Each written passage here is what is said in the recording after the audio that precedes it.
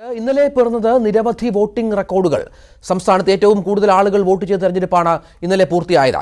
2.03 കോടി ആളുകളാണ് ഇന്നലെ വോട്ട് രേഖപ്പെടുത്തിയതെന്ന് ഏറ്റവും പുതിയ കണക്കുകൾ കാണിക്കുന്നു. കഴിഞ്ഞ നിയമസഭാ തെരഞ്ഞെടുപ്പിൽ 2.01 കോടി ആളുകൾ വോട്ട് രേഖപ്പെടുത്തിയതായിരുന്നു ഇതുവരെയുള്ള റെക്കോർഡ്. വോട്ടിംഗ് ശതമാനത്തിലും 2016 നിയമസഭാ തെരഞ്ഞെടുപ്പിനെയും 2014 ലോക്സഭാ തെരഞ്ഞെടുപ്പിനെയും മറികടന്നു. 77.68% സംസ്ഥാനതല പോളിംഗ്. 2014 ഇത് 73.98ഉം 2016 77.28ഉമായിരുന്നു.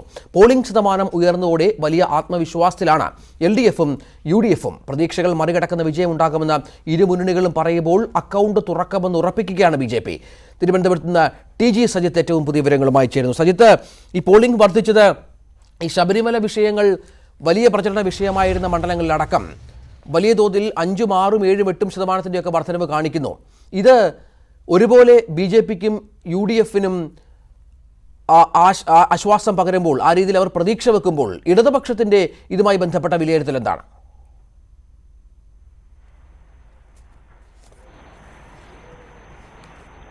വോട്ടിംഗ് ശതമാനത്തിലുണ്ടായ വർധനവ് അത് തങ്ങൾക്ക് അനുകൂലമാണ് എന്ന് പറയുന്നതിന് ഓരോ രാഷ്ട്രീയ നേതൃത്വങ്ങൾക്കും അവരുടേതായ കാരണങ്ങളുണ്ട്. എന്തായാലും സംസ്ഥാനത്ത് മുമ്പെങ്ങും പരിചയമില്ലാത്ത അല്ലെങ്കിൽ അപ്രതീക്ഷിതമായ രീതിയിലുള്ള ഒരു വോട്ടിംഗ് ശതമാനത്തിലുണ്ടായ വർധനമാണിത്. രാഷ്ട്രീയ പാർട്ടികളൊന്നും അത്ര കണ്ട് പ്രതീക്ഷിക്കാത്ത തരത്തിലുള്ള ഒരു വർധനവുണ്ടായിരുന്നു. കാരണം ഇഞ്ചോടിഞ്ച് മത്സരം നടക്കുന്ന പല മണ്ഡലങ്ങളും ഉള്ളതിനാൽ വോട്ടിംഗ് ശതമാനത്തിൽ വർധനവുണ്ടാകുമെന്ന് ഉറപ്പായിരുന്നു. പക്ഷേ ഇത്ര കണ്ടൊരു വർധനവ് ആരും പ്രതീക്ഷിച്ചിരുന്നില്ല. രഞ്ജിത്ത് സൂചിപ്പിച്ച പോലെ ഇടതുമുന്നണിക്കും അവരുടേതായ ശക്തിക മേഖലകളിൽ കൃത്യമായ വോട്ട് വർധനവുണ്ടായി. അത് തങ്ങൾക്ക് അനുകൂലമെന്ന വിലയിരുത്തലാണ് ഇടതുമുന്നണി സംസ്ഥാന അടിസ്ഥാനത്തിൽ തന്നെ നടത്തുന്നത്.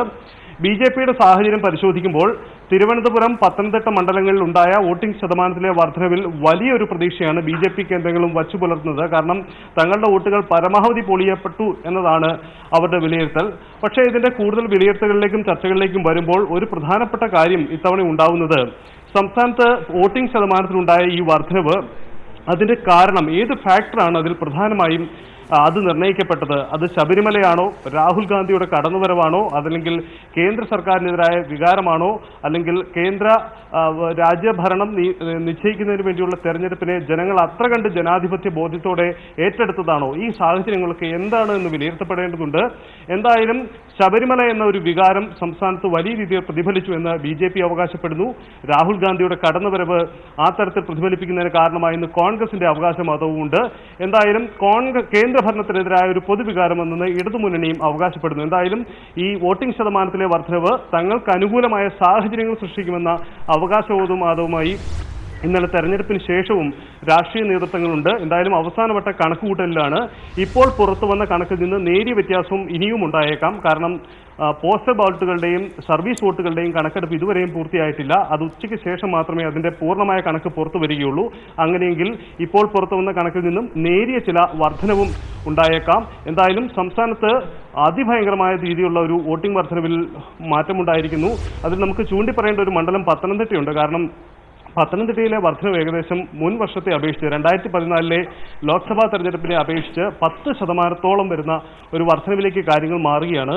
അങ്ങനെയെങ്കിൽ ഈ പത്തനംതിട്ട പോലെയുള്ള മണ്ഡലങ്ങളിൽ ഇത്തവണ ഇത്ര അധികം വർധനവുണ്ടായ കാരണം എന്താണ് അടക്കമുള്ള വലിയ തുടർ പരിശോധനകളും ആവശ്യമാണ്. രാഷ്ട്രീയ നേതൃത്വങ്ങൾക്ക് ഒരേ സമയം അവകാശവാദങ്ങൾ ഉണ്ടെങ്കിൽ കൂടിയും അവർക്ക് ആശങ്ക സൃഷ്ടിക്കുന്ന ഒരു സാഹചര്യവും ഈ പോളിംഗ് ശതമാനത്തിലെ വർധനവും. അതായത് ഈ രാഷ്ട്രീയ നേതാക്കളുടെ പരമ്പരാഗതമായ ചില കണക്കുകൂട്ടുകളുണ്ടല്ലോ.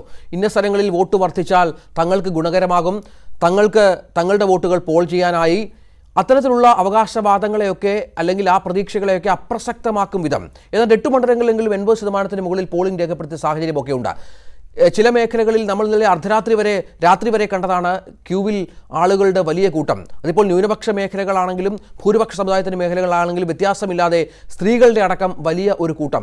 ഇതൊക്കെ തന്നെയല്ലേ ഈ രാഷ്ട്രീയ പാർട്ടികളെ വലിയ തോതിൽ അമ്പരപ്പിക്കുകയും ആശങ്കയിലാക്കുകയും ചെയ്യുന്നത്? അവർ പരമ്പരാഗതമായി കൂട്ടിവന്ന കണക്കുകൾ തെറ്റിക്കുകയും ചെയ്യുന്ന ഒരു സാഹചര്യത്തിലേക്ക് കാര്യങ്ങൾ എത്തിക്കുന്നത്.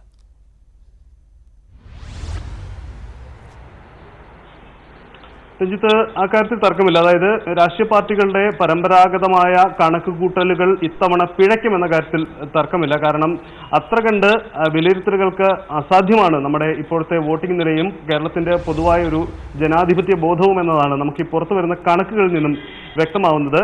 എന്തായാലും രാഷ്ട്രീയ പാർട്ടികൾ കണക്കെടുത്ത് അവർക്ക് തങ്ങളുടേതായ അവകാശവാദങ്ങൾ ഉന്നയിക്കുന്നുണ്ടെങ്കിൽ കൂടെയും അത് ഇത്തവണ എത്ര കണ്ട് പ്രസക്തമാകുമെന്ന കാര്യത്തിൽ സംശയമുണ്ട്. രാഷ്ട്രീയ നേതൃത്വങ്ങളുടെ ഉൾപാർട്ടി ചർച്ചകളിലടക്കം ഈ വിഷയങ്ങൾ ഉയർന്നു വരുന്നതുമുണ്ട്. കാരണം കണക്കെടുക്കുകൾക്കും അസാധ്യമായിരിക്കാം ഒരുപക്ഷെ ഇത്തവണത്തെ ജനവിധി എന്ന തരത്തിലേക്ക് കാര്യങ്ങൾ മാറുന്നുണ്ട്. കാരണം രജി സൂചിപ്പിച്ച പോലെ 80% പോൾ ചെയ്യപ്പെട്ട മണ്ഡലങ്ങൾ സംസ്ഥാനത്തുണ്ട്.